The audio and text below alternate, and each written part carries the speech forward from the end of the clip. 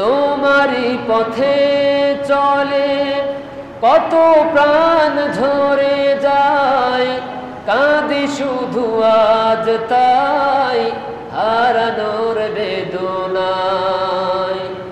তবু জানি খুন রাঙা এই পথ তায়েফের, এটাই হলো রাহে মুহাম্মদ। আল্লাহুম্মা সাল্লি আলা সাইয়্যিদিনা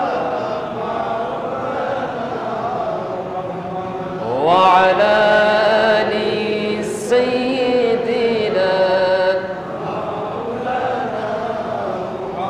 বালাগাল উলা বিকামালিহি كشفت الدجى بجماله حسنت جميع خصاله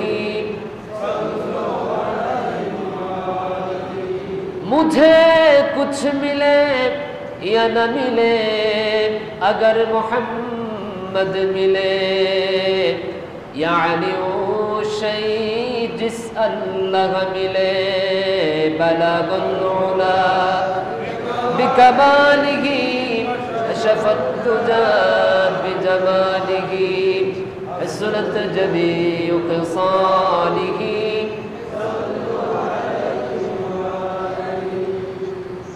আমার প্রাণ প্রিয় মুসল্লিয়ানে কেরাম, সম্মানিত মুরব্বিয়ানে আযম, আমার সমবয়সী কলিজার টুকরা যুবক ভাইয়েরা, পর্দার আড়ালে অবস্থানরত দ্বীনের সরল মনের সকল গুণে গুণান্বিতা পর্দানিশীন শ্রদ্ধা এবং সম্মানিতা মা এবং বোনেরা, মেহেরবান আল্লাহ সুবহানাহু ওয়া তাআলার দরবারে মস্তক অবনত চিত্তে কালিমা তৌফিক দান করেছেন। এই জন্য অন্তরের অন্তরস্থল থেকে বিনয় অবনত চিত্তে ওই আল্লাহর দরবারে শুকরিয়া আদায় করছি। আমার সাথে সকলে পড়ুন আলহামদুলিল্লাহ। আসলে অসুস্থ না হলে সুস্থতার গুরুত্ব বোঝা যায় না। সুস্থ থাকাটা এটা তো কত বড় একটা নেয়ামত, এটা আমি আপনি ততক্ষণ পর্যন্ত বুঝতে পারি না এবং পারবো না যতক্ষণ পর্যন্ত অসুস্থ না হই, ঠিক কিনা বলেন? জীবনের মায়া বোঝা যায় না, জীবনের দাম বুঝতে পারি না, চিনতে পারি না ততক্ষণ পর্যন্ত যখন জীবনটা চলে যায়। আর জীবনটা যখন মৃত্যুর একেবারে সন্ধিক্ষণে, তখন পৃথিবীর সব সম্পদগুলোকে, টাকা পয়সাকে এক জায়গায় একজনকে দিয়ে বলে আমাকে একটা মিনিট বাঁচতে দাও, আমি একটা মিনিট বাঁচতে চাই। তখন যদি হাজারো চেষ্টা করে বাঁচতে পারবে কেউ? সম্মানিত উপস্থিতি, এই জীবন আল্লাহর একটা বিরাট নেয়ামত। এই নিঃশ্বাস আল্লাহর পক্ষ থেকে একটা বড় নেয়ামত। এই যে কথা বলতে পারছি এটাও কার নেয়ামত? এই যে কানে শুনতে পাচ্ছি এটা কার নেয়ামত? আমাদের চাইতে কত সুস্থ, কত সবল, কত সুন্দর অনেক মানুষ কথা বলতে পারে না, কানে শোনে না, চোখে দেখে না, হাতে কাজ করে না, পায়ে কাজ করে না। আছে কিনা বলেন? আছে না এরকম? এগুলো আমাদের জন্য শিক্ষা, এগুলো আমাদের জন্য নেয়ামত। এই জন্য আসুন মৃত্যু আসার আগে আমরা একটু জীবনটাকে মূল্যায়ন করি। অসুস্থতা আসার আগে সুস্থতার এই সময়টাকে, সুস্থ দেহটাকে আমি আল্লাহর জন্য আমরা যেন বিসর্জন দিতে পারি, আল্লাহ যেন আমাদেরকে কবুল করেন। চতুর্দিকে মৃত্যুর মিছিল চলছে। হঠাৎ করে আপনার যুবকও বোঝা যায় না। মৃত্যু এমন এক জিনিস যে কোনো যুবককে চিনে না। মৃত্যু এমন এক জিনিস সে কোনো বৃদ্ধকে চিনে না। মৃত্যু এমন এক জিনিস, কি ছেলের আগে বাবা চলে যাবে নাকি বাবার আগে ছেলে চলে যাবে, দাদার আগে নাতি চলে যাবে নাকি দাদার আগে নাতি চলে যাবে, মায়ের আগে ছেলে নাকি ছেলের আগে মা চলে যাবে। মৃত্যু এগুলো ডিফারেন্ট, এগুলো বুঝে শুনে কারো কাছে আসে না। যখনই তার হায়াত পুড়িয়ে যাবে, শেষ হয়ে যাবে, তখনই মালাকুল মাউত তার কাছে আসবে, ঠিক না? এজন্য আসুন এই জীবনটাকে আল্লাহর জন্য কাজে লাগাবো। রাজি আছেন তো? এই নিঃশ্বাসটাকে আল্লাহর জন্য কাজে লাগাবো। নামাজকে ছেড়ে দেব না, সবসময় সত্য কথা বলবো, সবসময় হালাল খাবো, সবসময় সত্যের পক্ষে থাকবো। রাজি আছেন তো ইনশাআল্লাহ? এই জীবনটা কে দিয়েছেন? আর মৃত্যু কে দিবেন? আমার জীবন, আমার মরণ সব কার জন্য? যেহেতু আমাকে একদিন মরতেই হবে, সেই মৃত্যুটা যেন আমার সেজদায় অবস্থা হয়। জোরে বলুন আমিন। আমার চাইতে আপনার চাইতে ওই ব্যক্তির চাইতে সৌভাগ্যবান ব্যক্তি আর কে হতে পারে যার জীবনের শেষ নিঃশ্বাসটা সেজদায়রত অবস্থায় হয়। আপনারাও আমার জন্য দোয়া করবেন, আমি আপনাদের জন্য দোয়া করি। করোনা ভাইরাস আগুনে পুড়ে পানিতে পড়ে যেন মরণ না হয়, মরণটা যেন ঈমানের অবস্থায় পৃথিবীতে যেভাবে এসেছি ঠিক যেন সেইভাবে নিষ্পাপ হয়ে মাসুম হয়ে সেজদায় অবস্থায় যেন আল্লাহর দরবারে উপস্থিত হতে পারে। আল্লাহ কবুল করুন। আল্লাহ রাব্বুল আলামিন বলেন, قل إن صلاتي ونسكي ومحياي ومماتي لله رب العالمين। হে আমার রাসূল, হে আমার হাবিব, तमाम পৃথিবীর সমস্ত মানুষগুলোকে জানিয়ে দেন, ইন্না সলাতি ওয়া নুসুকি ওয়া মাহইয়ায়া ওয়া মামাতি লিল্লাহি রাব্বিল আলামিন। আপনি বলেন আমার জীবন, আপনি বলেন আমার সালাত, আমার কুরবানি, আমার জীবন, আমার মরণ সমগ্র জগৎ মহাজগৎ সমূহের মালিক, সমস্ত জগৎ সমূহের স্রষ্টা আল্লাহ রাব্বুল আলামিনের জন্য। আল্লাহ ছাড়া আমাকে কেউ জীবন, আমার জীবনকে বাঁচাতে পারে না। পারে? কোন ভ্যাকসিন, কোন ঔষধ আমাকে বাঁচাতে পারবে? আমার সম্পদ আমাকে বাঁচাতে পারবে? আমার টাকা পয়সা আমাকে বাঁচাতে পারবে? আমার ছেলে মেয়ে আমাকে বাঁচাতে পারবে? এই হায়াতের মালিক কে? আল্লাহ। বিশ্বাস হয় এটা? আমার তো হয়তো আপনাদের সামনে এটাই আমার শেষ কথা, এমনও তো হতে পারে। আল্লাহ যদি কখনো আবার কোনো মাহফিল কবুল করেন, আমি দোয়া করি আল্লাহর দরবারে আল্লাহ যেন আমার মুসল্লিদেরকে অন্তত সুস্থতার সাথে হায়াত দারাজ করেন। শেষবারের মতো আপনাদের কাছ থেকে একটু সালাম দেওয়ার জন্য এসেছি। তাহলে আমাদের জীবন, এটা এই জীবনের মালিক কে? আল্লাহ। বিশ্বাস হয়তো? শুধু কি বিশ্বাস মসজিদে করলে চলবে, নাকি এই আলোকে আমাদের বাকি জীবনটাকে সাজাতে হবে? আল্লাহ যেন কবুল করেন। আমার জীবনের মালিক হলো আল্লাহ। দুনিয়ার কোন ডাক্তার, কোন চিকিৎসা বিজ্ঞান, কোন মেডিসিন, কোন ভ্যাকসিন আমার জীবনটাকে বাঁচাতে পারবে না।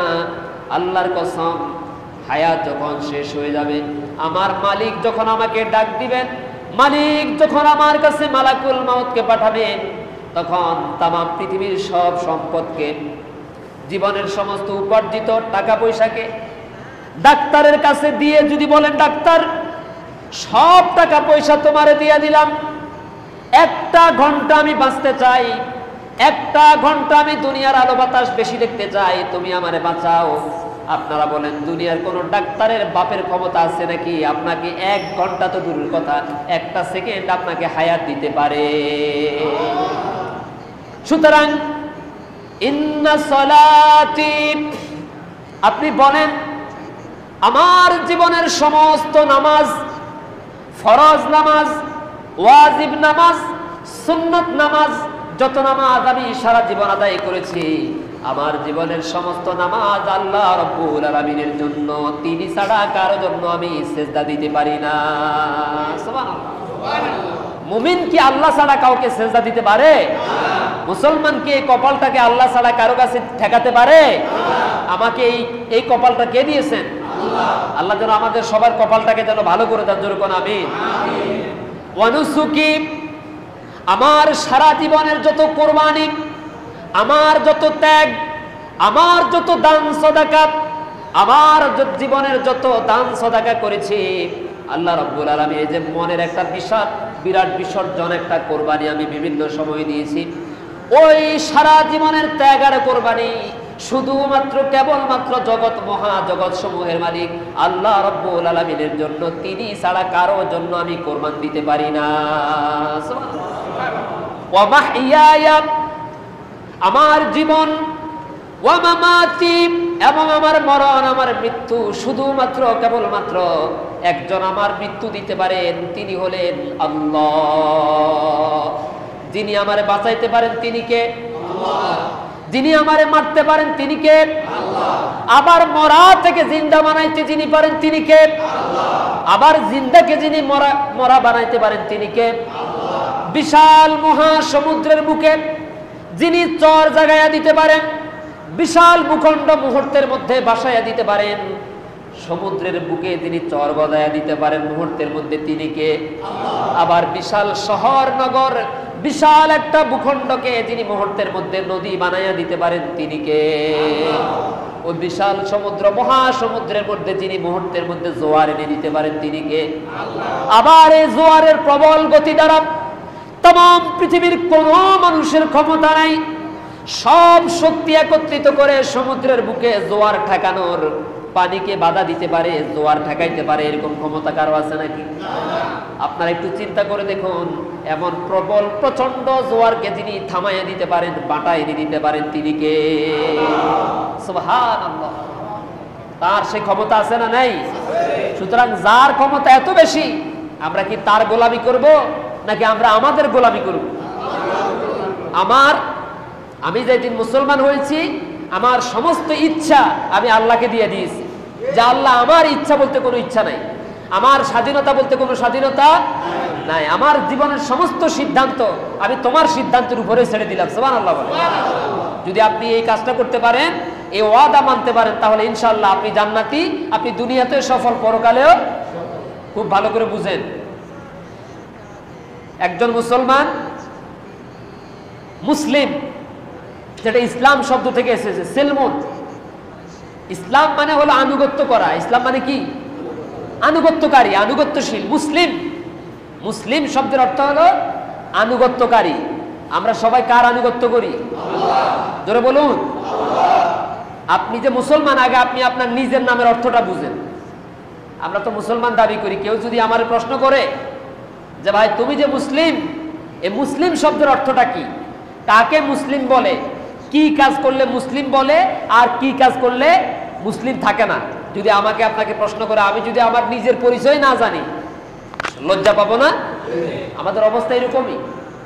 মুসলিম শব্দের অর্থ হলো আনুগত্যকারী, আত্মসমর্পণকারী। যেদিন আমি ইসলাম গ্রহণ করেছি, যেদিন আমি বালেগ হয়েছি, আমি বুঝতে পেরেছি যে আমার মা বাবা মুসলমান, আমি মুসলিম পরিবারে জন্মগ্রহণ করেছি, সেই দিন থেকে আমার জীবনের সমস্ত পছন্দ মুহাম্মদ সাল্লাল্লাহু আলাইহি সাল্লামের পছন্দের উপরে ছেড়ে দিয়েছি। মুহাম্মদ সাল্লাল্লাহু আলাইহি সাল্লাম যা পছন্দ করেছেন, আমি তার উম্মত হিসাবে আমিও তা পছন্দ করব, এর বাইরে কোনো পছন্দ করার সুযোগ নাই। আমি কি বুঝাতে পেরেছি আপনাদেরকে? আমার আল্লাহ আমাকে যা বলতে বলেছেন, যা মানতে বলেছেন, যা করতে বলেছেন, সেটাকে বলা, সেটাকে করা, সেটাকে শোনার নাম হলো মুসলিম। সেটার নাম কি? আর মুসলিম শব্দের অর্থ হলো আত্মসমর্পণকারী। অর্থাৎ আমি আমার জীবনের সমস্ত সিদ্ধান্তের ক্ষেত্রে আমি কার সামনে আত্মসমর্পণ করলাম? আল্লাহু আকবার। এই জন্য আসুন, এখন নয় বরং জীবনের সব সময় আপনি আপনার এই মুসলিম শব্দটাকে বাঁচাতে গেলে, ঈমান শব্দটাকে বাঁচাতে গেলে আপনার কল্লা চলে যাবে, কিন্তু আপনি আল্লাহকে ছাড়তে পারবেন না। খুব সেন্সিটিভ বিষয়। যিনি পূর্ণাঙ্গ ঈমানদার হতে পেরেছেন, যিনি আসলে মুসলিম, যিনি এই মুসলিম শব্দের অর্থ বুঝেছেন, তাকে যদি কখনো কোনো ইসলাম বিদ্বেষী শক্তি যদি তাকে জবাই করে ফেলে, তিনি ওর সামনে কল্লা দিতে পারে, কিন্তু আল্লাহকে ছাড়তে, কারণ সে জানে আমার জীবনটা কে দিয়েছেন, আর আল্লাহকে আল্লাহ স্বীকার করার কারণেই মূলত আমার কল্লাটা আজকে যাচ্ছে। সুতরাং আমি নির্বিঘ্নে, নিশ্চিন্তায় আমি আমার কল্লাটাকে এই বাতিলের সামনে আল্লাহর কাছে জমা দিয়ে দিলাম। সুবহানাল্লাহ বলেন। আল্লাহু আকবার। আল্লাহ রাব্বুল আলামিন কোরআনুল কারীমের মধ্যে বলেন, ওয়া মা নাকামু মিনহুম ইল্লা আইয়ুমিনু বিল্লাহিল আজিজিল হামিদ আল্লাযী লাহু মুলকুস সামাওয়াতি ওয়াল আরদ ওয়াল্লাহু আলা কুল্লি শাইইন শাহীদ। মুসলিম হওয়ার অপরাধে, ইসলাম গ্রহণ করার অপরাধে যারা আল্লাহর মুমিন বান্দাদেরকে দুনিয়া থেকে শহীদ করে দেয়, তাদেরকে পিটায়, তাদেরকে মারে, আল্লাহ পাক রব্বুল আলামিন বলেন একমাত্র অপরাধ তাদের এটাই, তারা বলে আমরা তো কেবলমাত্র শুধুমাত্র আত্মসমর্পণ করেছি ওই আল্লাহর কাছে যিনি আকাশ এবং জমিনের মালিক। সুবহানাল্লাহ। আপনি যখন আল্লাহর পরিচয় বুঝতে পারবেন, আপনার নিজের পরিচয় বুঝবেন যে আমি কে। বুঝেন, আমি কে? আপনাকে প্রশ্ন করুন, আমি কে, আমি কোথায় ছিলাম, আমি কোথায় এলাম, আমি কোথায় যাব, কার কাছে আমাকে হাজির হতে হবে? এই প্রশ্নগুলো নিজেকে করেন, ইনশাআল্লাহ জীবনে কোনোদিন আর অপরাধ করতে মন চাইবে না। ঠিক কিনা বলেন? যদি প্রশ্ন করেন আমি কে, তখন কি আপনার কোনো অস্তিত্ব আপনি পাবেন? পাবেন না। কেন? কারণ আমি তো ছিলাম না পৃথিবীতে, আমাকে এনেছেন কে? আবার আমাকে একদিন কার কাছে যেতে হবে? এই কথা কি বিশ্বাস হয়? আমরা একদিন পৃথিবীতে ছিলাম না, এই ব্যাপারে সবাই একমত তো? আবার আমাদেরকে একদিন আল্লাহর সামনে হাজির হতে হবে, এই ব্যাপারে সবাই একমত তো? আল্লাহর সামনে হাজির হতে হলে বেনামাজি অবস্থায় দাঁড়ালে কি চলবে? সুদ খায়া যদি আল্লাহর সামনে দাঁড়ান, মানুষের মাথা মেরে, মানুষকে কষ্ট দিয়ে, মানুষের উপর জুলুম করে, জালিম অবস্থায় যদি আপনি আল্লাহর সামনে দাঁড়ান, আল্লাহ কি আপনার সাথে কথা বলবে? রহমতের নজরে তাকাবে? তাকাবে না। এই জন্য আসুন, আল্লাহর সামনে আমি এমন ভাবে দাঁড়াতে চাই, এটা আমার জীবনের একটা কাঙ্ক্ষিত স্বপ্ন। আমি মানুষের সাথে ঠিক এই জন্য এইভাবে কথা বলার চেষ্টা করি। আমি যখন মানুষের সাথে কথা বলবো, আজকে থেকে সিদ্ধান্ত নেবেন, আমি মনে করব এই লোকটার সাথে এটাই আমার শেষ দেখা। একটু পরে আমার মৃত্যুর খবর যদি তার কানে আসে, তখন লোকটা যেন আমার জন্য একটা চিৎকার দিয়ে আল্লাহর দরবারে চোখের পানি ফেলে কাঁদে, আহারে একটু আগে আমার সাথে হাসি মুখে কথা বলেছে। এরকম লোক আছে না? ওই যে একটু আগে আমাদের সাথে নামাজ পড়েছে, একটু আগে বাজারে চা খেয়েছে, আছে না এরকম? এই জন্য আসুন, আপনাদের সাথে তো আর কথা বলার সুযোগ হবে না, একটু মনোযোগ দিয়ে শুনুন যে এই লোকটার সাথে আমি আমার ভাইয়ের সাথে, আমার প্রতিবেশীর সাথে এমন ভাবে কথা বলবো যে এটাই আমার সর্বশেষ দেখা। ঠিক কিনা বলেন? আজকে যদি তার একটা চট মারি, একটা চোখ রাঙানি দেই, হতে পারে দ্বিতীয়বার তার কাছে এসে ক্ষমা চাওয়ার সুযোগ হবে না। কারণ মৃত্যু চতুর্দিক থেকে হাতছানি দিয়ে কাছে রাখতেছে আমাদেরকে। হঠাৎ করে মুখ মারা যাচ্ছে, হঠাৎ করে তো মুখ মারা যাচ্ছে। বৃদ্ধ চিনে না, যুবক চিনে না, মৃত্যু যাকে চাই তাকে টান মেরে ছোঁ মেরে নিয়ে যায়। এজন্য আপনিও প্রস্তুত থাকুন, এমন ভাবে প্রস্তুত থাকুন, মরার জন্য, মরণের জন্য এমন ভাবে তৈরি থাকুন। আমি এমন ভাবে আমার আল্লাহর সামনে উপস্থিত হতে চাই যে আমার আল্লাহ আমার উপরে শতভাগ খুশি। আমি এমন ভাবে আমার আল্লাহর কাছে হাজির হতে চাই, আমার সমাজের মানুষগুলো আমার উপরে শতভাগ খুশি। রাজি আছেন তো? আল্লাহ আমার মুসল্লিদেরকে সেভাবে কবুল করো, সবারই তো উপস্থিতি। তাহলে আমরা এই বিষয়ে একমত যে আমাদের সবাইকে আল্লাহর সামনে দাঁড়াতে হবে। বিশ্বাস হয়তো? কোরআনুল কারীম আল্লাহ রাব্বুল আলামিন বলেন, কাইফা তাকফুরুনা বিল্লাহি ওয়া কুনতুম আমওয়াতান ফাআহইয়াকুম সুম্মা ইউমীতুকুম সুম্মা ইউহয়ীকুম সুম্মা ইলাইহি তুরজাউন। মরণকে অস্বীকার করার কোনো সুযোগ নাই, আছে নাকি? জন্মিছেন যেহেতু, জন্ম যেহেতু হয়েছে, মৃত্যু নিশ্চিত নাকি? আল্লাহ রাব্বুল আলামিন বলছেন, কেমন করে তোমরা তোমাদের আল্লাহকে অস্বীকার করো, কেমন ভাবে তোমরা আল্লাহর সাথে নাফরমানি করো, কেমন ভাবে তোমরা তোমাদের মালিকের সাথে গাদ্দারি করো, কেমন ভাবে তার সাথে নাফরমানি করো, অথচ তোমরা এই পৃথিবীতে ছিলে না। এই পৃথিবীতে তোমাদের কোনো অস্তিত্ব এক সময় ছিল না। আমি আল্লাহ রাব্বুল আলামিন দয়া করে তোমাদেরকে পৃথিবীতে পাঠিয়েছি, তোমাদেরকে সৃষ্টি করেছি। একটা নির্ধারিত কাল, একটা নির্ধারিত আজাল, একটা নির্ধারিত সময় পৃথিবীতে তোমরা অবস্থান করবে। মেহমানের মতো থাকবে, মুসাফিরের মতো পৃথিবীতে চলাচল করবে। হায়াত যখন শেষ হয়ে যাবে, সময়কাল যখন পুরিয়ে যাবে, আমি আল্লাহ পাক রব্বুল আলামিন আবার তোমাদেরকে মৃত্যু দান করব। অকুতুম আমওয়াতান, তোমরা পৃথিবীতে আসার আগে ছিলে মৃত, তোমাদের কোনো অস্তিত্বই ছিল না। ফাআহইয়াকুম, আমি আল্লাহ তোমাদেরকে জীবন দান করেছি। সুম্মা ইউমীতুকুম, আবার তোমাদেরকে মৃত্যু দান করব। সুম্মা ইউহয়ীকুম, আবার এই পৃথিবী থেকে বিদায় হয়ে যাওয়ার পর আবার কিয়ামতের দিন আমি আল্লাহ রাব্বুল আলামিন তোমাদেরকে জীবিত করব, জীবন দান করব। সুম্মা ইলাইহি তুরজাউন, আর কিয়ামতের দিন যখন তোমাদেরকে আমি আল্লাহ জীবন দান করব, যখন তোমরা জীবিত হবে, আল্লাহ পাক বলেন সব মানুষগুলোকে, সব নারী এবং পুরুষদেরকে আমি আল্লাহর দরবারে দলে দলে আমার কাঠগড়ায় তোমাদেরকে দাঁড়াতে হবে। সুবহানাল্লাহ। তাহলে আমি প্রশ্ন করলাম কোরআন থেকে, জবাবও দিলাম কোরআন থেকে। আমরা পৃথিবীতে ছিলাম না? ছিলাম। আমাদেরকে এনেছেন কে? আবার আমাদেরকে যেতে হবে কার কাছে? এই জন্য আল্লাহর সামনে যখন যাবেন তখন কি আসামি হয়ে যাবেন, নাকি আসামি হয়ে যেতে চান, নাকি ভালো মানুষ হয়ে যেতে চান? সবাই রাজি আছেন তো? আল্লাহর সামনে যদি ভালো মানুষ হয়ে যেতে হয় তাহলে মানুষকে কষ্ট দেওয়া যাবে? খুব বুঝুন, আমি আপনাদের সামনে একদিন বলেছিলাম, একটা কুকুর, বনি ইসরায়েলের একজন ব্যক্তি,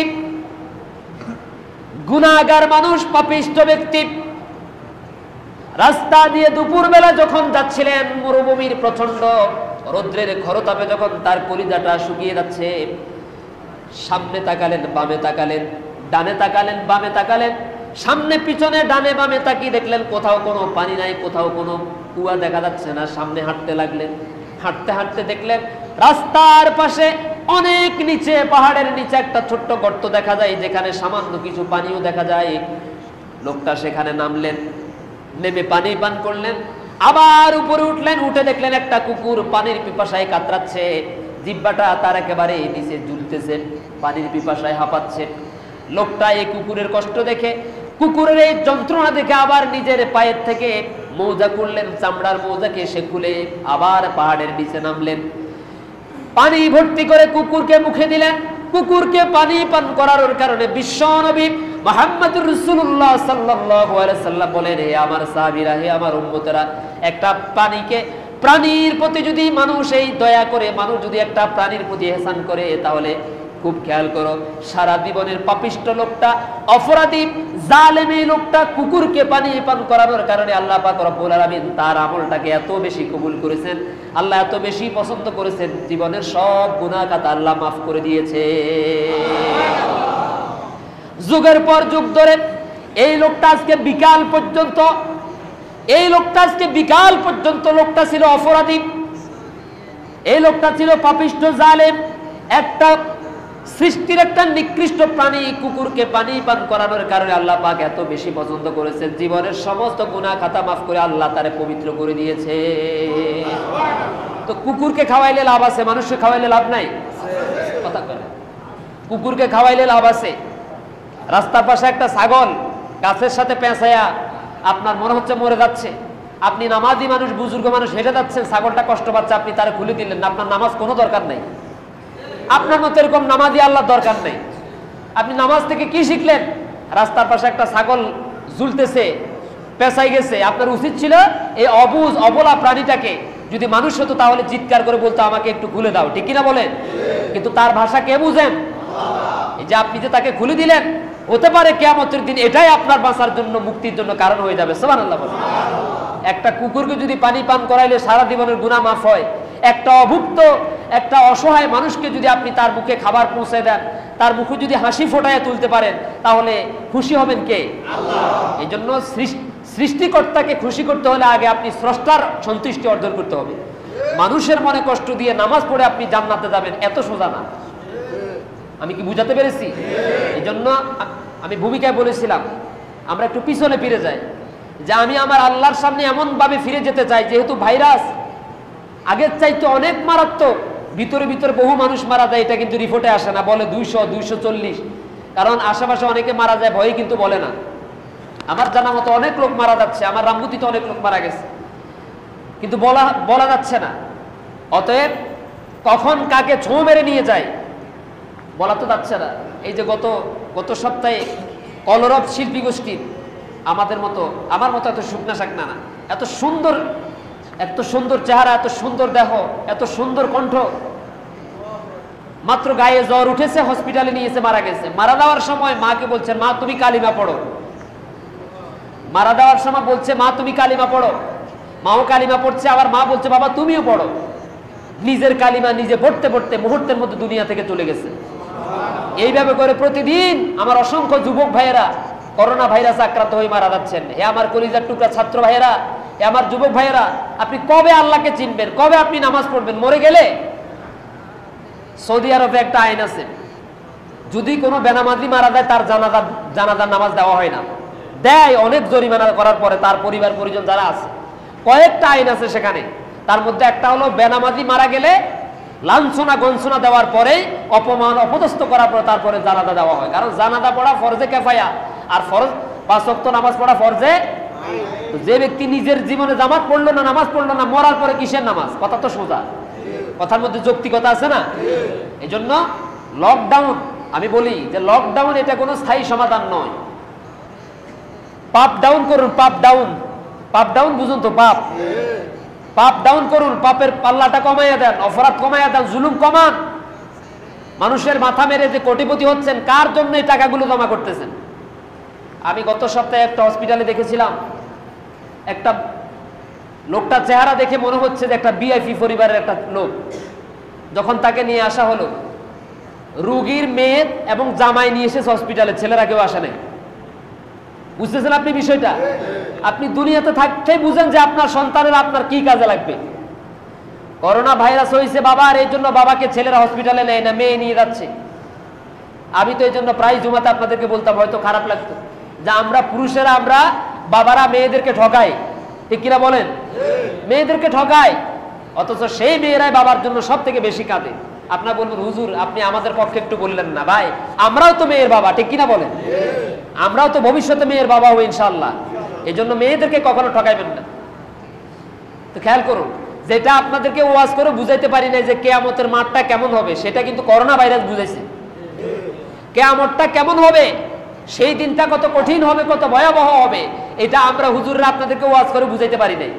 করোনা ভাইরাস এই 2 বছরই কিন্তু সেটা বুঝাই দিয়ে গেছে, ঠিক কিনা বলেন?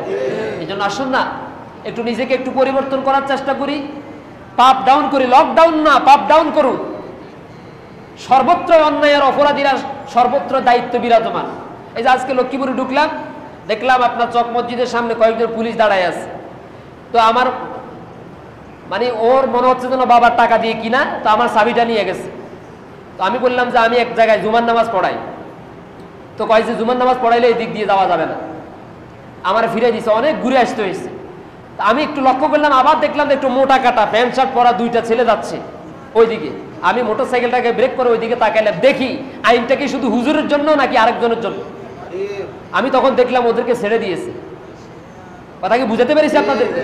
সর্বত্র এই ধরনের পাপিষ্ট আর কুলাঙ্গারগুলো দায়িত্ব পালন করছে। ঘুষখোর, দুর্নীতিগ্রস্ত এবং বেয়াদব প্রকৃতির লোকগুলো আজকে চেয়ারে বসে থাকার কারণে, বেইনসাফ ব্যভিচার লোকগুলো থাকার কারণে মূলত লকডাউন আমাদেরকে করোনা আমাদেরকে শেষ করে দিচ্ছে। এই চেয়ারগুলো যতক্ষণ পর্যন্ত পবিত্র না হবে, এই চেয়ারগুলো যতক্ষণ পর্যন্ত পরিচ্ছন্ন না হবে, ততক্ষণ পর্যন্ত গজব আমাদেরকে ছাড়বে না। কারণ গজব তো কোনো মানুষের পক্ষ থেকে আসে না, গজব আসে আল্লাহর পক্ষ থেকে। এই জন্য আমি বলছি, যতই লকডাউন দাও, এই লকডাউন কাজে লাগবে না, বরং পাপ ডাউন করো, মাথা ডাউন করো, ঠিক কিনা বলেন? যিনি করোনা দিয়েছেন তার কাছে মাথাটাকে ডাউন করো, সেজদা দাও, পাপটাকে ডাউন করো, তাহলে এমনিতে করোনা চলে যাবে। কারণ আল্লাহর কোনো ইচ্ছা নাই কোনো বান্দাকে অযথা কষ্ট দেওয়ার, আছে নাকি? আল্লাহ রাব্বুল আলামিন বলেন, ফালইয়াউমা লা তুযলামু নাফসুন শাইআন ওয়া লা তুজজাউনা ইল্লা মা কুনতুম তা'মালুন। আল্লাহর ওয়াদাটা দেখেন। আল্লাহ রাব্বুল আলামিন বলেন, আজ এমন একটা দিন, আজ এমন একটা সময়, যেই দিনে আমি আল্লাহ তোমাদের প্রতি বিন্দু পরিমাণ জুলুম করব না। এই ওয়াদা কার? আমার দিকে মনোযোগ আছে আপনাদের? আল্লাহ বলছেন আজকের দিনটা হলো এমন একটা দিন, যেই দিনে আমি আল্লাহ তোমাদের প্রতি বিন্দু মাত্র জুলুম করব না। শুধুমাত্র তোমাদেরকে সেই প্রতিদান দেওয়া হবে যে আমলগুলো তোমরা দুনিয়াতে করেছিলে, সেই আমলের প্রতিদান আমি আল্লাহ রাব্বুল আলামিন আজ তোমাদেরকে বুঝাইয়া দেব। সুবহানাল্লাহ। সেই দিন কোনো মামা কাজে আসবে না, আসবে? কোনো হেলো কাজে আসবে না, আসবে? কেউ কারো কোনো কাজে আসবে না। আল-ইয়াউমা লা ইয়ানফাউ মালু ওয়ালা বানুন। নেতা তো বাদে দিলাম, কর্মী তো বাদে দিলাম, অফিসের স্যারকে তো বাদে দিলাম, সর্বশেষ আল্লাহ পাক উদাহরণ দিতে গিয়ে বলেন, আল-ইয়াউমা লা ইয়ানফাউ মালু ওয়ালা বানুন। ওগুলা তো পরের বিষয়। এমন কি দুনিয়াতে একজন বাবার জন্য সব থেকে কলিজার টুকরা শ্রেষ্ঠ নেয়ামত আর শ্রেষ্ঠ সম্পদ হলো তার সন্তান, ছেলে অথবা মেয়ে, ঠিক কিনা বলেন? আল্লাহ পাক রব্বুল আলামিন বলেন, বান্দারে দুনিয়াতে এমন ভাবে আমল করো, এমন ভাবে নিজের জন্য কিছু প্রস্তুত করো, আমার কাছে এমন ভাবে আসো যাতে করে তোমার দিকে আমি রহমতের নজর দিতে পারি, যাতে করে তোমার ডান হাতের মধ্যে আমল নামা দিতে পারি, যাতে করে সন্তুষ্ট চিত্তে জান্নাতে যেতে পারো, যাতে করে আমার ফেরেশতারাও তোমাকে সালাম দিতে দিতে জান্নাতের দিকে নিয়ে যায়। আল্লাহু আকবার বলেন। আজ এমন একটা দিন, আল ইয়াউমা, আজকের এমন একটা দিন, লা ইয়ানফাউ, কোনো উপকার আসবে না, কোনো কল্যাণ করতে পারবে না, মালু ওয়ালা বানুন, মাল মানে হলো সম্পদ, মাল মানে হলো টাকা পয়সা, মাল মানে হলো জায়গা জমিন, মাল মানে হলো ব্যবসা প্রতিষ্ঠান। আল্লাহ পাক বলেন, আজকে তোমার দুনিয়ার কোনো মাল, দুনিয়ার কোনো সম্পদ, দুনিয়ার কোনো টাকা পয়সা, ওয়ালা বানুন, এমনকি তোমার ছেলে মেয়েরাও আজকে তোমার কোনো উপকার করতে পারবে না। এই কথা কার? আমি কি বাড়ি থেকে বানাই আনছি? এই কথাগুলো কার? আমি কেবলমাত্র শুধুমাত্র চেষ্টা করেছি আল্লাহর মেসেজগুলো আপনাদের কাছে পৌঁছে দেওয়ার জন্য, ঠিক কিনা বলেন? সম্মানিত উপস্থিতি, খুব লক্ষ্য করুন। তাহলে দুনিয়াতে এমন ভাবে চলতে হবে, এমন ভাবে আমাদের পরস্পরের সাথে মুআমালাত, এই যে দোকানে, আরো বলেছিলাম আগেও, এই যে দোকানে আমাদের অনেকের বাকি টাকা আছে না, ফার্মেসিতে, মুদি দোকানে, পান দোকানে, এখানে সেখানে বাকি টাকা আছে কিনা বলেন? এই যে একটা জিনিস, এগুলোই মূলত ইসলাম। আমরা শুধু হুজুররা বড় বড় তাফসীর মাহফিলে ওয়াজ করি, কিন্তু এই সূক্ষ্ম বিষয়গুলো আমরা বলি না। আপনি যে দোকানে বাকি টাকা কে পরিশোধ করবে? আপনার ছেলে। এই যে আমাদের লক্ষ্মীপুরে মনে হয় যেন গত সপ্তাহে আগে আপনারা যারা এই বিভিন্ন মিডিয়া পত্রিকাতে দেখেছেন, সম্ভবত রায়পুরে, লক্ষ্মীপুর, হ্যাঁ, এক বুড়ো ব্যক্তি, বয়স 95 বছর, তার ছেলে একটা সেনাবাহিনীর অফিসার, একটা পুলিশের অফিসার, একটা অস্ট্রেলিয়ায় থাকে, আর একটা লক্ষ্মীপুর শহরে কয়েকটা প্লট এবং ফ্ল্যাটের মালিক। এই লোকটাকে দিনের পর দিন, মানে 3 ছেলে 4 ছেলে কেউ নিতে চায় না, বাবা বুড়ো হয়ে গেছে, কে খেদমত করবে? এত অর্থ সম্পদ, এত কোটি কোটি টাকা এই বুড়া মানুষটার। আমি আপনাদেরকে আগে একটা আপনাদেরকে পরামর্শ দিয়ে দেয়, আপনারা যত বুড়া হবেন, জীবন যতদিন পর্যন্ত আছে, মা বাবার আপনাদেরকে বলি, ছেলে মেয়ের মাঝে সম্পদ ভাগ করে দিবেন না। ছেলে মেয়েকে সম্পদ ভাগ করে দেওয়া মানে হইলে আপনি খেলার পুতুল হয়ে যাবেন, কারণ ছেলের রাতটা হেঁটে হেঁটে পাই গেছে। আমার কথা কি বোঝা যায়? আপনারা যারা বাবারা আছেন, আপনাদেরকে একটা পরামর্শ, আমার বাস্তব অভিজ্ঞতা থেকে আমি দেখেছি, বাবারা তো বিশাল উদার মনের মানুষ। বাবা মনে করে আমার জীবনের সমস্ত টাকা পয়সা তো আমার ফোলার জন্য, আমি যে বিদেশে আমার জীবন যৌবন শেষ করেছি, এটা তো আমার ছেলের জন্য। কথা কর না কেন? মা চিন্তা করে আমার জীবনের সমস্ত রূপ আর যৌবন সৌন্দর্য সব তো আমার ছেলের জন্য কোরবান দিয়েছি, তো অতএব আমি জীবিত থাকতেই আমার ছেলে মেয়েদের মাঝে সম্পদটাকে আমি ভাগ করে দেই। দেয় কিনা বলেন? মা বাবা সরল মনে, আল্লাহর পরে, রাসূলের পরে, আকাশের নিচে জমিনের উপরে মা বাবার চাইতে শ্রেষ্ঠ আপনজন আর কেউ হতে পারে না। সুবহানাল্লাহ বলেন। মা বাবা দয়ালু, ছেলে মেয়েদেরকে সরল মনে জায়গা জমি ভাগ করে দিল। যারটা সে বুঝে পাওয়ার পর এবার বড় ছেলে কয় বাপকে শুধু একলা আমার নি, বাপ তো তোরও, তো সুতরাং আমি খাওয়াবো কিনলে, আমি যদি 1 মাস খাওয়াই তুই 1 মাস খাওয়াইবি। শেষ পর্যন্ত 1 মাস 2 মাস, এ কয় আমি গত কোরবানে শাড়ি দিছি মারে, ও কয় আমি ওষুধ কিনে দিছি। এই যে ভাগাভাগি করতে করতে শেষ পর্যন্ত মায়ের অবস্থান হয় উঠানের মাঝখানে। এই যে লক্ষ্মীপুরে যে ঘটনাটা ঘটেছে আপনারা দেখেছেন, এই বৃদ্ধ লোকটাকে মাটির মধ্যে শোয়া রেখেছে, কেউ নিতে চায় না। নাউজুবিল্লাহ বলবেন না? এই সংবাদটা পুরো বাংলাদেশের মধ্যে, বাংলার মানচিত্রের মধ্যে লক্ষ্মীপুরটাকে কলঙ্কিত করেছে। অতীতে লক্ষ্মীপুরে এরকম ঘটনা হয় নাই। এরপরে আপনার ব্রাহ্মণবাড়িয়ায় এর আগের সপ্তাহে বাবা মারা যাওয়ার পরে 23 ঘন্টা, কত ঘন্টা? 23 ঘন্টা বাবার লাশকে গোসল না দিয়ে ফেলে রেখেছে। 3 ছেলে এবং মেয়ে, ওদের কথা হচ্ছে সম্পদ ভাগ না করা পর্যন্ত বাবাকে গোসলও দেওয়া হবে না, কবরও দেওয়া। আমি আপনাদের কাছে প্রশ্ন রেখে যেতে চাই, এই যে মানুষের মাথা মেরে আমরা যারা রোজগার করি, মানুষকে কাঁদাই, মানুষের উপর জুলুম করে এত টাকা রোজগার করি, অবৈধ ইনকাম করে, এই টাকাগুলো কার জন্য রাখলেন? আপনি তো প্র্যাকটিক্যাল দেখতেই পাচ্ছেন, ঠিক কিনা বলেন? এই জন্য আসুন, অল্পতে সন্তুষ্ট থাকুন, হালাল রোজগার করুন, আল্লাহ আপনার রোজগারের মধ্যে বরকত দান করবেন, যেরকম আমিন। তাহলে আমি বলতে চেয়েছিলাম, আমরা পৃথিবীতে মানুষের সাথে এমন ভাবে, জি তার সামনে চলে আসেন, একটু জায়গা করে দেন। আমরা পৃথিবীতে এমন ভাবে থাকতে চাই, এমন ভাবে সমাজের মানুষের সাথে চলতে চাই যে আমি মনে করবো এটাই আমার জীবনের সর্বশেষ দেখা, ঠিক কিনা বলেন? আবার বন্ধুগণ, আল্লাহ রাব্বুল আলামিন বলেন, সময়টা যখন চলে আসবে, ফালা ইয়াস্তাতিউনা তাওসিয়াতাও ওয়ালা ইলা আহলিহিম ইয়ারজিউন। মৃত্যু যখন তোমার কাছে এমন ভাবে আসবে, হঠাৎ করে মৃত্যু তোমার কাছে চলে আসবে, আল্লাহ পাক বলেন অবশ্যই তুমি তোমার পরিবার পরিজন কারো কাছে গিয়ে বলে আসতে পারবে না যে মালাকুল মউত আমাকে একটু সময় দাও, আমি আমার স্ত্রীর কাছ থেকে একটু বিদায় নিয়ে আসি। ঘর থেকে বের হয়েছেন, স্ত্রীকে বলে লক্ষ্মীপুর যাবেন, রওনা করেছেন মোটরসাইকেলে, হঠাৎ করে রোড অ্যাক্সিডেন্ট করেছেন, এমন অবস্থা আপনার যে আপনি কথাও বলতে পারেন না, হুঁশও আপনার নাই, একটু একটু হুঁশ ফিরে এলো, তখন এই কথা বলারও ক্ষমতা নাই, আমাকে একটু আমার স্ত্রীর কাছে নিয়ে যাও, আমার কলিজার টুকরা দুইটা সন্তান আছে, তাদের কাছ থেকে একটু বিদায় নেই, তাদেরকে একটু বুকে জড়াইয়া নেই। সর্বশেষ আল্লাহ পাক রব্বুল আলামিন বলেন ফালা ইয়াস্তাতিউনা, সেই সুযোগও তোমাকে দেওয়া হবে না, সেই ক্ষমতাও তোমাকে দেওয়া হবে না, ওয়ালা ইলা আহলিহিম ইয়ারজিউন, যে তুমি তোমার পরিবার পরিজনের কাছ থেকে বিদায় নিয়ে আসবে। সুবহানাল্লাহ, সুবহানাল্লাহ। এই জন্য আমার সর্বশেষ কথা হলো, বক্তব্য হলো আপনাদের উপরে, সমাজে এমন ভাবে দল মত নির্বিশেষে ধনী গরিব সবাই এমন ভাবে বসবাস করবেন, পৃথিবীর পরিবেশ এতই খারাপ হয়ে গেছে, হঠাৎ করে মানুষগুলো, যুবক মরে যাচ্ছে, সামান্য গায়ে জ্বর, এরপরে মারা যাচ্ছে, একজন বৃদ্ধ মানুষ হঠাৎ করে মারা যাচ্ছে, কেউ কাউকে ক্ষমাও চাইতে পারে না, বিদায়ও দিতে পারে না। অতএব আজকের পর থেকে এমন ভাবে কথা বলবেন পরস্পরের সাথে, মনে করবেন এটাই আমার জীবনের সর্বশেষ দেখা, সালাম বিনিময় করবেন, বিদায় নেবেন। আপনি যদি মারাও যান, এই লোকটা আপনার জন্য যতদিন বাঁচবে ততদিন পর্যন্ত দোয়া করতে থাকবে। রাজি আছেন তো? মানুষকে কষ্ট দিবেন? এই কথা কি শুধু এখানে সীমাবদ্ধ নাকি সামনে যতদিন বাঁচবেন? অনেকে কথা কয় না, অনেকে চালাক তো, মানুষকে কষ্ট দেয়, দিলে কি আল্লাহ খুশি হন নাকি বেজার হন?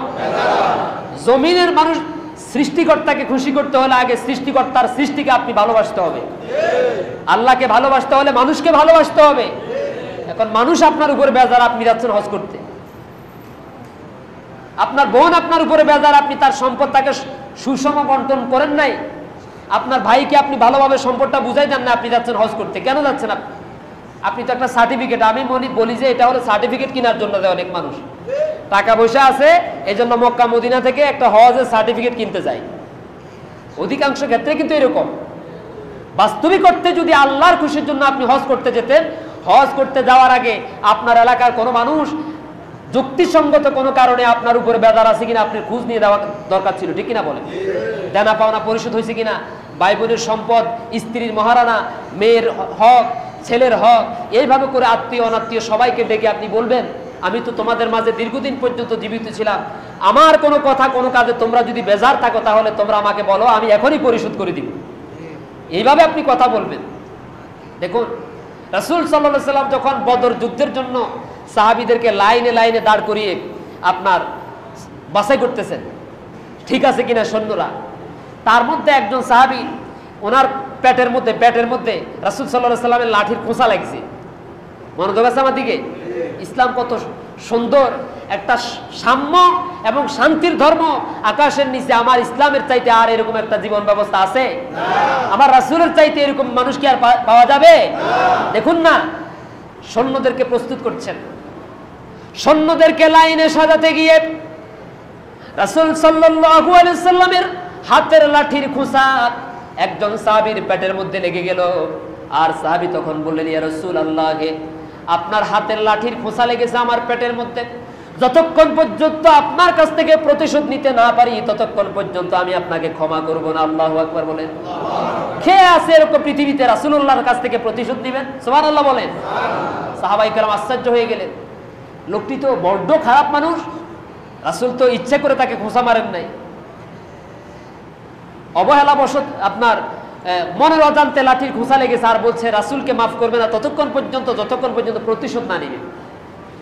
আল্লাহ রাসূল দাঁড়িয়ে গেলেন, নবীজি বললেন, হে আমার সাহাবী, অবশ্যই যদি তোমাকে কষ্ট দিয়ে থাকি, ব্যথা পেয়ে থাকো, তাহলে আমার কাছ থেকে প্রতিশোধ নিয়ে নাও, লাঠিটা হাতের মধ্যে নিয়ে নাও।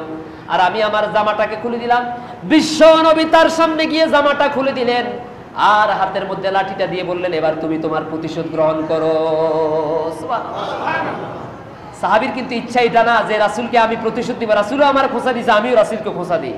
উদ্দেশ্য ছিল ওই যে রাসূলুল্লাহর পিঠের মধ্যে যে মোহরে নবুয়ত, সুবহানাল্লাহ বলে, যে আমি তো কোনোদিন রাসূলকে জড়াইয়া ধরতে পারি নাই, আজকে এটাই সুযোগ।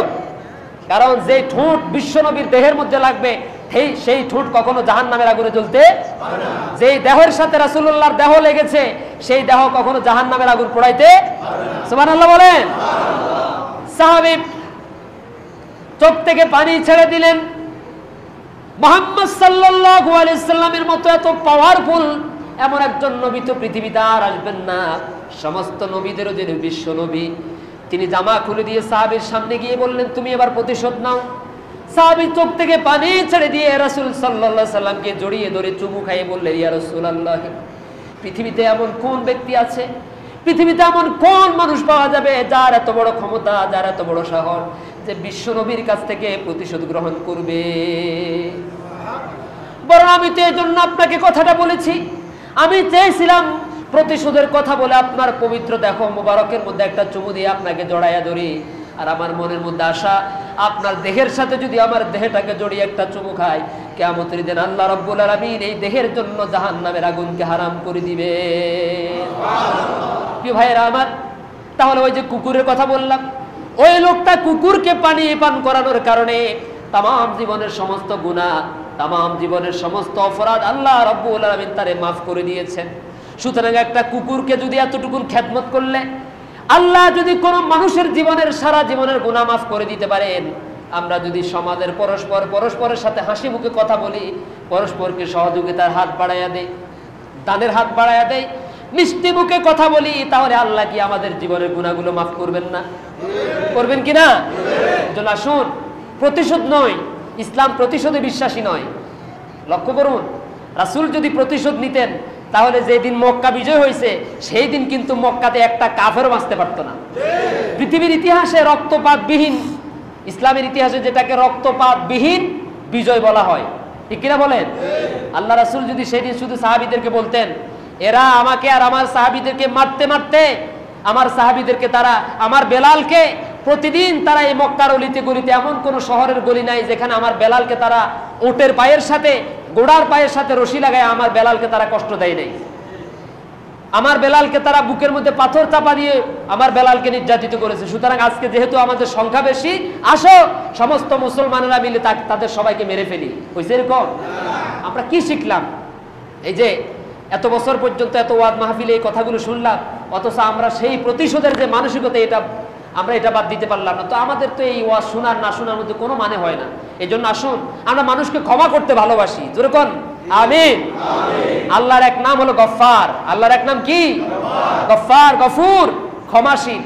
আপনার মধ্যে যদি এই নামের এই আলামতটা যদি পাওয়া যায়, এই বৈশিষ্ট্য যদি আপনার মধ্যে পাওয়া যায়, আল্লাহ বলবেন আমার বান্দা যদি বান্দা হয়ে আরেক বান্দাকে মাফ করে দিতে পারে, আমি আল্লাহ হয়ে কেন আজকে কিয়ামতের দিন আমার বান্দারে মাফ করতে পারবো না? এই জন্য আল্লাহর এক নাম কি? গফফার। আর বিশ্বনবী মুহাম্মদ সাল্লাল্লাহু আলাইহি সাল্লাম হলেন সবথেকে ক্ষমাশীল মানুষ, ঠিক কিনা বলেন? রাসূল বললেন, বিশ্বনবী বললেন, হে আমার সাহাবীরা, তোমরা আজকে এই যে মক্কার জমিনের মধ্যে যত নারী আছে, যত পুরুষ আছে, তোমরা নারীদের গায়ে হাত দিবা না। সুবহানাল্লাহ বলেন। আমাকে এই দিন আমার যখন ওখানে ইন্টারভিউ হয়েছিল, তখন নোয়াখালী জেলা আওয়ামী লীগের যিনি সভাপতি, আপনার অধ্যক্ষ খায়রুল আলম চৌধুরী সেলিম সাহেব, বাংলাদেশের হাতে গোনা মাত্র ৬-৭ জন লোক আছে যারা যে কোনো মুহূর্তে প্রধানমন্ত্রীর সাথে কথা বলতে পারেন এবং দেখা করতে পারেন, বিভিন্ন দেশ সফর করতে পারেন, তার মধ্যে উনি একজন। তা আমাকে ইনি প্রশ্নটা করেছেন যে ধর্ম নিরপেক্ষ মতবাদ সম্পর্কে আপনার মন্তব্য কি? কথা কি বুঝাতে পেরেছি? তখন আমি এই জবাবটা, যেই জবাবগুলো দিয়েছেন তার মধ্যে এটা একটা অংশ।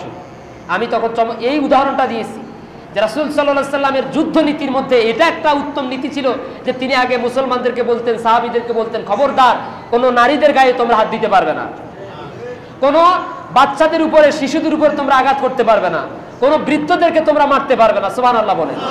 এবং যুদ্ধের ময়দানে গেলেও তোমরা তাদেরকে আগে অগ্রিম তাদেরকে তীর নিক্ষেপ করতে পারবে না, তাদেরকে যুদ্ধের জন্য উৎসাহ করতে পারবে না, তাদেরকে মারতে পারবে না। যদি তোমরা আক্রান্ত হও তখন তোমরা প্রতিরোধ করতে পারবে। সুবহানাল্লাহ বলেন। কি এই মানসিকতা কি আমাদের মুসলমানদের মধ্যে এখন আছে? আল্লাহু আকবার। আল্লাহর নবীজি বললেন, আমার মক্কাবাসী, লা তাসরিবা আলাইকুমুল ইয়াউম ইয়াগফিরুল্লাহু লাকুম ওয়া হুয়া আরহামুর রাহিমিন। মক্কার সব মানুষগুলো আসলেন রাসূলের কাছে, কেউ কাঁদছেন, একান্ত বিনয়ের সাথে আকুতি মিনতি করে, জানেন আজকে মুহাম্মদের হাত থেকে বাঁচার কোনো উপায় নেই। তবে হ্যাঁ, আবার জানেন মুহাম্মদের চাইতে দয়ালু মক্কার জমিন আর একটাও নাই। এটাও কিন্তু মনের মধ্যে আশা আছে, ভরসা আছে। আসলেন, এসে বলছেন, আমরা তো তোমার আত্মীয় স্বজন, আমরা তো তোমার দেশের জনপদের লোক, আমরা যে তোমার উপর এত জুলুম করেছি, তোমারে মেরেছি, অত্যাচার করেছি, আজকে আমাদের ব্যাপারে তোমার ধারণাটা কি করতে চাও তুমি? অথচ আমরা তোমার চাচাতো ভাই, আমরা তোমার চাচা, আমরা তোমার চাচি।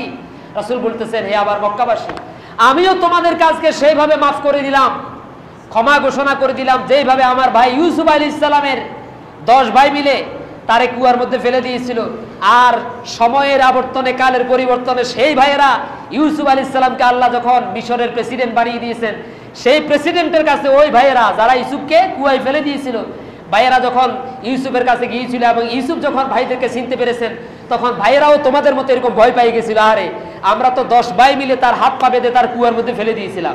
আজকে যেহেতু মিশরের সব থেকে পাওয়ারফুল প্রেসিডেন্ট হলো ইউসুফ, অতএব আজকে তো আমাদের বাঁচার কোনো, এরকম মানসিকতা কিন্তু তোমাদের ভিতরে কাজ করতেছে। অতএব আমার ভাই ইউসুফ যেমন দয়া দেখাইছে, তার ভাইদেরকে ক্ষমা করে দিয়েছে, আমিও আমার ভাই ইউসুফের মতো তোমাদেরকে সাধারণ ক্ষমা ঘোষণা করে দিলাম। এই ক্ষমা করতে পারবেন তো? যিনি আপনাকে গালি দিবে আপনি তাকে সালাম দিবেন, এটা রাসূলুল্লাহর আদর্শ। যিনি আপনাকে গালি দিবে আপনি তাকে কি দিবেন? আপনি যদি জানেন যে কেউ আপনাকে হিংসা করতেছে, তার বাড়িতে 1 কেজি ফল নিয়ে চলে যাবেন, বলবেন, ভাই আপনাকে কতদিন পর্যন্ত বাজারে দেখি না, না জানি আপনি অসুস্থ হয়েছেন, এই জন্য আপনাকে দেখতে আসছি। জীবনে কোনোদিন আপনার বিরোধিতা করবে? ইসলাম কিন্তু তরবারি দিয়ে পিটাইয়া, গুলি গালাজ করে, বোমা ফাটাইয়া, পেট্রোল বোমা বানায়া, মেরে, আগুন দিয়ে জ্বালিয়ে পুড়িয়ে ইসলাম কিন্তু এই পর্যন্ত আসে না। ইসলাম এসেছে এই যে কথাগুলো বলেছিলাম, মানুষকে ভালোবাসা, মানুষকে উদারতা, মানুষকে ক্ষমা আর ভালোবাসার এই আদর্শ দিয়েই মূলত ইসলাম এই পর্যন্ত এসেছে। সারা পৃথিবীতে ইসলামের পক্ষে কথা বলেছেন একজন, মুহাম্মদ রাসূলুল্লাহ। আজ পৃথিবীতে 200 কোটির উপরে মুসলমান। সুবহানাল্লাহ বলেন না? এইগুলা কি মানুষকে জোর করাই কি ইসলাম মুসলমান বানাইছে? কেন? মুসলমানদের আদর্শ দেখে, মুসলমানদের ক্ষমা দেখে, উদারতা দেখে, মহত্ব দেখে ইসলাম এই পর্যন্ত এসেছে। কিন্তু আমরা তো সেই উদারতাকে রক্ষা করতে পারি না। এই জন্য আসুন না, আমরা আমাদের প্রত্যেক ভাইকে ভালোবাসি। একজন মানুষ জানাজায় গেলে, মরে গেলে, জানাজায় গেলে প্রমাণিত হয় যে লোকটা কেমন ছিল। মাঝে মাঝে কিছু মূর্খ মানুষ মারা যায়, অশিক্ষিত, দেখবেন যে অনেক আলেম সেই জানাজায় যায়, অনেক শিক্ষিত মানুষ তার জানাজায় যায়। আশ্চর্য হয়ে যায় যে অনেক সময় অনেক নেতা মারা গেলেও কিন্তু এত মানুষ আসে না। আছে কিনা বলেন? এই লোকটার যে জানাজায় এত মানুষ এসেছে, জানাজার উপস্থিতি প্রমাণ করে লোকটা কত ভালো মানুষ ছিল। এই জন্য আসুন, আল্লাহ যেন আমাদের সবাইকে ভালো মানুষ, উদার মানুষ, আমাদেরকে ক্ষমাশীল মানুষ হিসাবে কবুল করেন, সকলে বলি আমিন। সর্বশেষ আপনাদের কাছে এই মেসেজটা রেখে গেলাম, হৃদয়ের মধ্যে মনটাকে আকাশের মতো বিশাল বানাবেন, মনটাকে আকাশের মতো আর জমিনের মতো হৃদয়টাকে মজবুত বানাবেন। বিপদে মুসিবতে অধৈর্য হয়ে যাবেন না, মানুষের জন্য, অসহায় বঞ্চিত মানুষের জন্য সাহায্যের হাত বাড়িয়ে দিবেন। এই যে আমাদের যে সবুজ ভাই, আমি আপনাদের কাছে বিভিন্ন সময় দোয়াও চাইছিলাম তাদের জন্য। এই কালীবাজার সহ এইদিকে বিভিন্ন সময়ে যুবকদের 2টা কাফেলা আছে, এরা এই যে টাকা পয়সা কিন্তু আপনাদের কাছ থেকে নেই, এটা ঠিক আছে, কিন্তু যে উদ্যোগ, এই উদ্যোগ নিয়ে অসংখ্য অগণিত মানুষের মাঝে রাতের আধারে তাদের মাঝে খাবার পৌঁছে দেওয়া, ইফতারি দেওয়া, গোস্ত পৌঁছাইয়া দেওয়া, সমাজ উন্নয়নমূলক কাজ করা, এগুলোই কিন্তু পরবর্তীতে তাদের জন্য নাজাতের কারণ হয়ে দাঁড়াবে। ঠিক কিনা বলেন? আমি আমার ছাত্র যুবক ভাইদের কাছে এই মেসেজটা রেখে গেলাম, প্রত্যেক সমাজে মসজিদ ভিত্তিক, মসজিদ হোক সকল সমস্যার সমাধানের প্রাণ কেন্দ্র। ঠিক আছে কিনা? আবার বলছি, মসজিদ হোক সকল সমস্যার সমাধানের প্রাণ কেন্দ্র। এই সমাজের যারা যুবক আছো সবাই একত্রিত হয়ে যাও, নিয়ত করো, যারা বিত্তশালী আছে তাদের দ্বারে দ্বারে গিয়ে যাকাতের টাকা কালেকশন করব, দান সদকার টাকা কালেকশন করব, করে করে যারা অসহায়, বিধবা, এই সমস্ত মানুষের মাঝে আমরা আমার ত্রাণ বিলি করব। তাহলে পরবর্তীতে ইনশাআল্লাহ এই সমাজটা একদিন মদিনার সমাজের মতো, রাসূলুল্লাহ রেখে দেওয়া সমাজের মতো এরকম ভালো হয়ে যাবে। ঠিক কিনা বলেন? আমি আমার সব দিনী ভাইদের জন্য দোয়া করে যাচ্ছি। আর বিশেষ করে বিগত কারণ আসার পরে আপনারা তো জানেন 3-4 মাসের মাথায় কত ভেজাল হয়েছিল আবার নিয়ে, কত আমার মুসল্লিরা আমার কমিটির লোকেরা কত কষ্ট করেছে, যার অবদানে আমি আপনাদের সামনে যত হাজার আয়াত আপনাদের সামনে তর্জমা করেছি। কখনো যদি আল্লাহর কাছে মাথাটাকে তাহাজ্জুদের নামাজে নোয়া দেই, এই মসজিদের কথা মনে পড়লে আবার একজনের জন্য প্রথম দোয়া আসে, সেটা হলো অ্যাডভোকেট ওহিদ সাহেব। তার অবদানে আপনারা এই 1.5 বছর 2 বছর পর্যন্ত এই কথাগুলো শুনেছেন। আমি আল্লাহর কাছে দোয়া করি আমি যা তেলাওয়াত করেছি আয়াত এবং হাদিস প্রত্যেকটি হরফের বিনিময়ে আল্লাহ যেন তার আমলনামার মধ্যে কবুল করেন, জোরে কোন আমিন। আমার যা কিছু বলেছি আল্লাহর কসম কোন দলের এজেন্ডা বাস্তবায়ন করার জন্য আসি নাই, এটা বারবার বলেছি। শুধুমাত্র একটা সমাজকে গুণে ধরা সমাজকে কিভাবে ভালো মানুষ বানা যায়, একটা সমাজকে কিভাবে আবাদ করা যায়, যুবকদের চরিত্রকে কিভাবে ভালো বানা যায়, একটা যুবককে কিভাবে ইয়াবা মুক্ত ফেন্সিডিল মুক্ত নেশা থেকে বাঁচানো যায়, একটা যুবকদেরকে যুবতীদেরকে মা বাবার প্রতি কেমনে আগ্রহশীল বানানো যায়, সমাজের মধ্যে কিভাবে ভ্রাতৃত্ব তৈরি করে দেওয়া যায়, এই নিয়তে মূলত কোরআন হাদিস থেকে কথা বলেছি, ঠিক কিনা বলেন? কথাগুলো বলতে যাওয়ার কারণে মাঝে মাঝে হয়তো কখনো আমার বিরুদ্ধে গেছে না, আমি কিন্তু মাঝে মাঝে বলতাম যে কথাটা আমার বিরুদ্ধে যাচ্ছে, এই জন্য হয়তো কষ্ট লাগতেই পারে, অনেক সময় মনের অজান্তে হয়তো ভুল কথা মুখ থেকে বেরিয়ে গেছে, আপনাদের মনে কষ্ট থাকতেই পারে। আর আমি তো ফেরেশতা না, আমি আপনাদের কারো ছেলের মতো, কারো ভাইয়ের মতো, কারো নাতির মতো। আল্লাহর রাস্তে এরকম মনে করে, ভাই মনে করে, ছেলে মনে করে আমারে আল্লাহর রাস্তে আপনারা ক্ষমা করে দিয়েছেন তো ইনশাআল্লাহ? সবাই দিয়েছেন তো ইনশাআল্লাহ? কারা কারা দিয়েছেন একটু হাত তুলে আল্লাহর দেখান তো, আল্লাহ কবুল করুন। কারণ আমি একটু আগে বলেছিলাম যে আমি আব্দুল মান্নান আল্লাহর কাছে এমন ভাবে দাঁড়াতে চাই, আল্লাহর কাছে এমন ভাবে হাজির হতে চাই, যে কোনো মুহূর্তে আপনাদের কাছে আসতে পারে যে মতুল্লাহ মসজিদের সাবেক হুজুর ইন্তেকাল করেছেন, এই খবর আসতে পারে না? আসতে পারে, যে কোনো মুহূর্তে খবর আসতে পারে যে অ্যাডভোকেট ওহিদ উকিল সাহেব তো তিনি তো মারা গেছেন, আসতে পারে না? আসতে পারে যে কোনো মুহূর্তে। এই জন্য আমি আমার আল্লাহর সামনে, আমার মহান রবের সামনে আমি এমন ভাবে দাঁড়াতে চাই, হাজির হতে চাই, অন্তত একটা মানুষও যেন আমার উপরে যেন যাররা পরিমাণ ক্ষোভ রাগ যেন না থাকে, জোর করে আমিন। আল্লাহ আমার সব মুসল্লিদেরকে তুমি মাফ করে দাও। আল্লাহ এই পবিত্রময় মুহূর্তে তোমার কাছে দোয়া করছি, এখানে যাদেরকে দেখে রেখে যাচ্ছি আল্লাহ সকল প্রকার ভাইরাস আযাব থেকে গজব থেকে তুমি আমার এই ভাইদেরকে হেফাজতে রাখিও। আমার মায়েরা বোনেরা আমাকে অনেক খাওয়াইছেন, একেবারে যিনি একেবারে রাস্তার কিনারায় ঘর, একেবারে ছোট ঘর, আমি সব সময় গরিব মানুষদের দাওয়াত বেশি কবুল করি বড় লোকদের চাইতে। কারণ বড় লোকেরা তো মনে করেন যে আমি তো এমনিতে বড় লোক, হুজুররা তো আমাদেরকে এমনিতে সালাম দেয়, ঠিক কিনা বলেন? আমি রিক্সাওয়ালাকে বেশি সালাম দেই, আমি কুলি মজদুরকে বেশি সালাম দেই, কারণ তার সালামের জবাবটা কিন্তু একেবারে নিখুঁত, ঠিক কিনা বলেন? তো এরা সব সময় আবার যেই করে খেয়েছি এই পুরো এলাকার সমস্ত মুসল্লিরা প্রাণ ভরে আমার জন্য চেষ্টা করেছেন, খাওয়াইছেন যার যতটুকু সামর্থ্য ছিল। আমার মাদের জন্য দোয়া করি, বোনদের জন্য দোয়া করি, আল্লাহ আমার এই মতুল্লাহ মসজিদের সমাজের সব ভাইদেরকে বোনদেরকে আল্লাহ যেন আযাব গজব থেকে হেফাজত রাখেন, মা বোনদেরকে আল্লাহ যেন সবসময় সুস্থ রাখেন, যুবকদেরকে আল্লাহ যেন ওমরের মতো কবুল করেন, মুরব্বীদেরকে আল্লাহ যেন আবু বকরের মতো কবুল করেন। হাযা মা ইনদি ওয়াল ইলমু ইনদাল্লাহ আলাইহি তাওয়াক্কালতু ওয়া ইলাইহি উনীব। আপনারা জেনেছেন গত সপ্তাহে 8 থেকে 10 থেকে 15 দিন আগে আমার দুইটা ছেলে, এটার বয়স ছিল আপনার 21 মাস। 21 মাস হইলেও কিন্তু সে বড়টার চাইতে অনেক প্রায় বড় হয়ে গেছে, এবং তার মেধা তার বুদ্ধি এত বেশি ছিল, আল্লাহ তারে নিয়ে যাবে এই জন্য আল্লাহ আল্লাহর মতো করে বানাইছে এক কথায়। তো সে পানিতে পড়ে মারা গেছে, মানসিকভাবে অনেক ভেঙে পড়া। আমার জন্য দোয়া করবে আমি যেন সবর করতে পারি, ধৈর্য ধারণ করতে পারি। আর এই এলাকায় যদি কেউ কোনো সময় মারা যায় আল্লাহ রাস্তায় আমার একটা ফোন দিবেন তো ইনশাআল্লাহ? আল্লাহ আমার সব ভাইদেরকে কবুল করুন, সবাইকে আল্লাহ মাফ করে দিন। আসসালামু আলাইকুম ওয়া রাহমাতুল্লাহি ওয়া বারাকাতুহু। আমাদের সেক্রেটারি সাহেব একটু কথা বলবেন, আপনারা একটু